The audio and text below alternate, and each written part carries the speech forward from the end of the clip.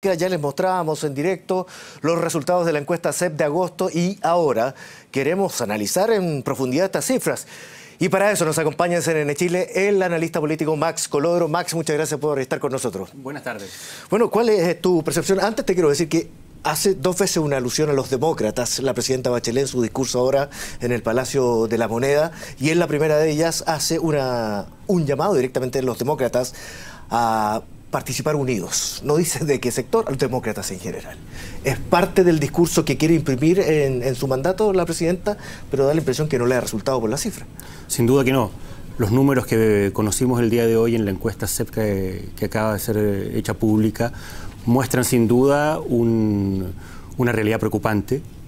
Las instituciones de la República, precisamente la República Democrática a la cual la presidenta hacía referencia, están pasando por un muy mal momento, un deterioro muy fuerte de la imagen de las instituciones frente a la opinión de la gente, de la ciudadanía, y ese probablemente es el dato duro que deja esta encuesta que nos debe llamar a una reflexión y a un análisis sereno de los números y a una acción efectivamente pensando ya no en el corto plazo, en este gobierno o en el siguiente, sino en qué se hace para revertir este deterioro institucional tan profundo. Sí, recordemos a la gente que a lo mejor no estuvo presente cuando se leyó la encuesta CERC, los números de la presidenta Bachelet.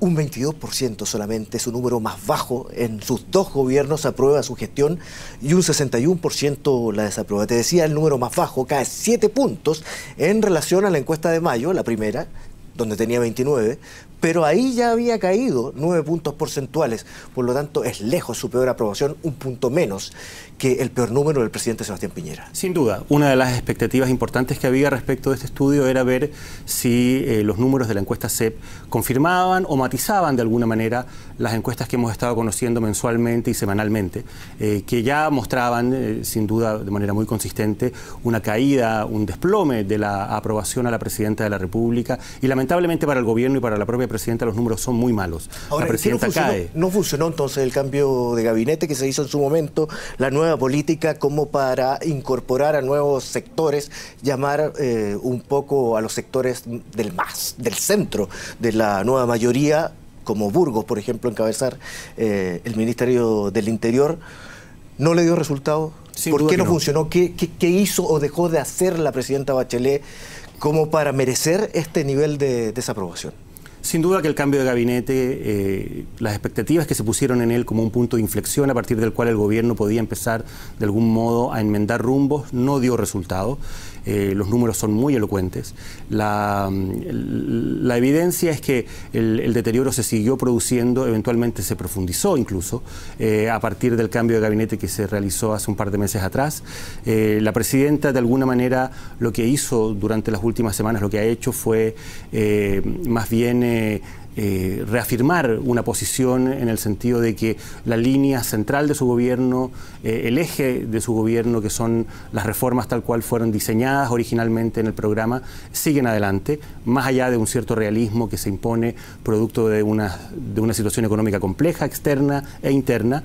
El gobierno más bien ha salido a reafirmar su línea original, las reformas por lo tanto siguen su curso, y yo creo que es eso lo que hoy día de alguna manera explica el que no haya podido existir este punto de inflexión y de corrección. Sencillamente las reformas, un rechazo a las reformas y cómo se están implementando, más que la delincuencia, por ejemplo, que es la principal preocupación de los chilenos, un 60% lo marca de esa forma, incluso dejando atrás a salud y educación, que son parte de los temas principales, más que la economía, más que el momento económico que se está viviendo en el canal, más que el caso Cabal y los nuevos antecedentes que hemos conocido. Yo creo que es todo.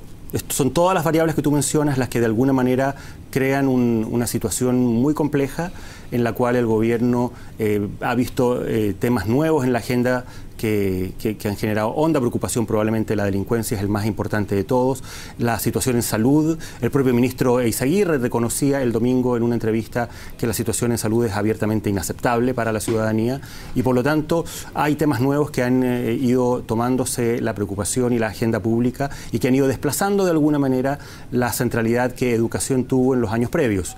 Yo creo que el gobierno tiene un problema de conducción política, la confianza en las reformas está muy deteriorada, la gente tiene probablemente ciertas expectativas respecto de los fines, de los objetivos de las reformas, pero hay una desconfianza muy grande en cómo el gobierno las está llevando adelante y las está implementando, y eso sumado al deterioro económico. Hemos visto también en la última semana un aumento muy fuerte de la inflación y sobre todo de la inflación en alimentos básicos, que golpea muy fuerte a los sectores populares y a la clase media. Yo creo que en general el panorama es muy malo para el gobierno y en ese contexto hay una carencia de liderazgo y de conducción política sin ninguna duda. A propósito de los liderazgos, pero primero le quiero poner la cifra a esa confianza que existe en el gobierno, un 15% solamente. Solo un 15% de la gente confía en la acción del gobierno, a pesar de que un 22% la aprueba, solo un 15% tiene una confianza en lo que el gobierno está haciendo, implementando desde el punto de vista de las políticas públicas y de la acción para abordar este tipo de problemas como los que hemos mencionado. Yo creo que es una cifra muy, muy mala, que muestra, sumada a todas las otras, a la desconfianza hacia los partidos, hacia el Congreso, hacia la oposición, hacia los bloques políticos, lo que te decía al comienzo, un deterioro institucional del país que es realmente preocupante. Ahora, en relación al deterioro institucional al que tú hacías alusión, ¿qué se puede hacer de aquí en más? Están apareciendo nuevas figuras políticas y da la impresión que la jugada de Ricardo Lagos en un momento determinado, con la entrevista que concede en un medio, pero además la visita al ministro del Interior cuando no está la presidenta Bachelet, le da buenos números, 41%, solo a un punto porcentual de distancia con Marco Enrique Sominami, que llega a una campaña de 3 periodos a esta altura ya. Giorgio Jackson, 40%, e Isabel Allende también, que se mantiene, había sido el personaje mejor evaluado en la encuesta anterior de mayo, pero se mantiene en un 41%. ¿Por qué es importante esto? Y obviamente Sebastián Piñera no es malo, 38%, para los niveles que tuvo durante su gobierno. ¿Por qué es importante esto? Porque se viene la participación política y el orden que deben tener los partidos políticos para asumir las elecciones municipales. Sin ninguna duda. Y estos rostros van a ser algunos de ellos importantes. Sin ninguna duda. Esos son los nombres que probablemente van a estar empezando en los próximos meses a posicionarse como alternativas presidenciales. Si tú miras los números, en general están todos en una posición muy parecida, en torno al 40%. Las diferencias entre Lagos y Meo, Lagos y Isabel Allende y Sebastián Piñera son diferencias que están dentro del error estadístico. No pasan del 3-4%.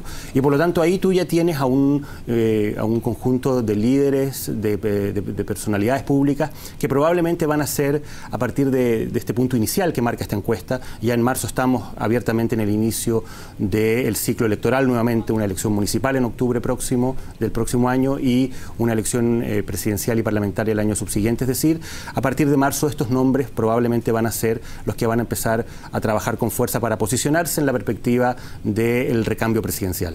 Ahora, nadie sabe lo que va a pasar a partir de ahora cuando la presidenta Bachelet conozca de los números, el gabinete se entere y toda la nueva mayoría se entere de las cifras que están teniendo. Bueno, tampoco es mucho mejor para la oposición, digámoslo claramente, pero ¿tú avisoras cambios, nuevas reformas, nuevos nombres dentro del gobierno? Yo creo que el ministro Izaguirre dio ciertas señales importantes el fin de semana pasado.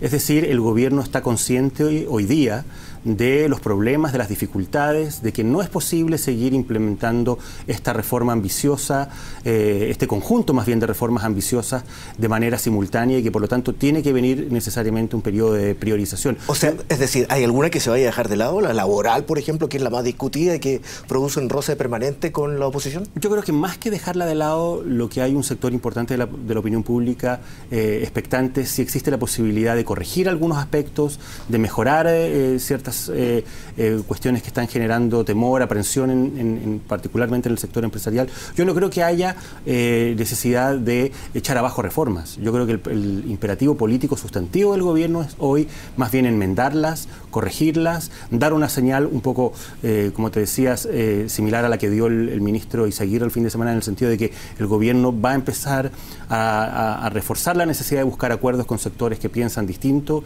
con sectores de oposición, para precisamente generar mayores consensos y mayores acuerdos para que el proyecto y el programa de reforma siga adelante. Sí, Max, te quiero preguntar por cómo hemos visto a la presidenta Bachelet en su actuar durante las últimas semanas. Da la impresión que está en aquellos actos organizados, en un jardín infantil, en otro centro, CEFAM, etcétera, etcétera, inauguraciones, pero es poca las referencias que ella hace a la situación política. Y da la impresión que hablan mucho más desde el interior del despacho de Interior, del Ministerio del Interior al respecto. ¿La sacaron para protegerla? Yo creo que puede ser que la presidenta y su entorno más cercano estén tomando la decisión de cuidarla en un momento particularmente difícil como el que muestran estos números. Pero en mi opinión personal eso es un error. Vivimos en un régimen presidencialista donde precisamente en los momentos difíciles, en las situaciones de crisis, lo que se le exige a la autoridad presidencial es liderazgo, es presencia, es conducción, son señales claras respecto de cuáles son las alternativas, los rumbos que el gobierno debe tomar para salir de una situación difícil como la que hoy día estamos enfrentando. Yo creo que si hay algo que hoy día puede profundizar todavía más estos números, es precisamente la señal o la percepción ciudadana de que hay problemas serios de conducción en la autoridad presidencial. Más allá de que las cifras de la encuesta CEP también lo reflejan de esa forma. Sin duda. Max, te quiero agradecer por conversar con nosotros para revisar las cifras de la encuesta CEP. Que esté muy bien, muchas gracias. Muchas gracias a ti.